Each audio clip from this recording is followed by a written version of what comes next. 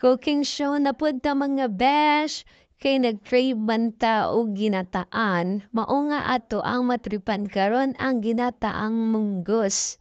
Mao kini atong mga ingredients mga besh.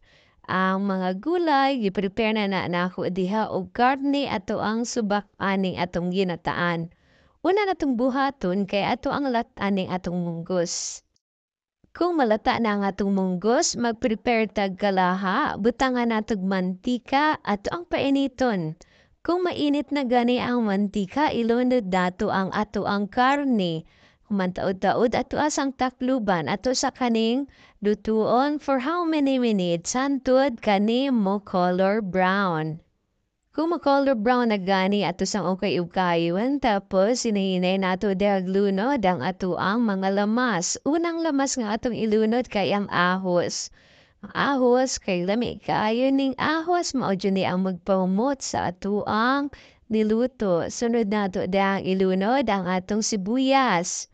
So, white onions akong gigamit diha kay aron ang lamian man ko ana good, mas dagat pa dahon na butang diha nga white onions aron namnam kaayo ang ato ang giluto. Sunod dato ilunod ang ato ang gilatan nga munggos.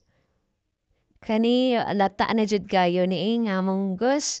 Kay pila po ni ka minutes na kog nilataan ni aron. Okay kayo. Sunod ay gibutaman natog tanglad. Kaning tanglad isa pud ni para magpahumot sa ato ang niluto og next kay kaning kalabasa.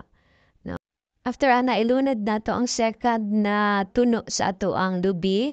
Pure coconut milk day ni siya. Ikaduha ni siya nga katas tapos gilunod nako ang kamatis sa kalimtan day nako na day butang sag dapat gigisa nag-apil ang kamatis. Tapos, asin kung depende sa muha kung unsa kadagan ni mo asin ay butang sa hua, tansya-tansya lang na. Tapos, ang pepper. Next, ang talong. Sundan na to diha og okra para dili kaayo siya malata. Tansya lang pod kung pila pod ka minutes aron dili malata pod ang kalabasa. Di dyan nato kalimtan ilunod kaning pure na kakanggata kay mao kaning magpatikan o magpalamiog sa tuang ginataan na munggos. Kung magluto kog munggos, ginabutangan dyan na ako og kaning atsal kay makadagdag magud siya sa aroma og sa kalami sa imong niluto nga ginataan. Tapos add ko diha og black pepper para kaya medyo nakulangan pa ko sa panlasa o karon gidagdagan pa na ako o kanang string onions para mas mo lasa pa mas lami manggod ang ginataan kung daghan kag mga ipangbutang na mga lamas.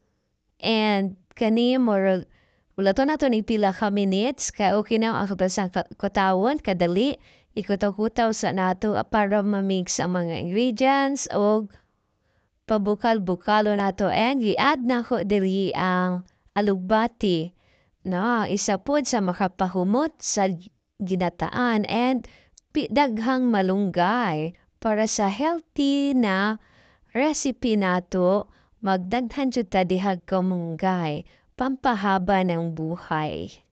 After pila ka minutes, agbukal na ang ato ang ginataang munggos o tabulan lang sa nato para for the last time ato siyang pabukalon, last touch, last pakulo para ready na ang ato ang ginataang munggos. O diba?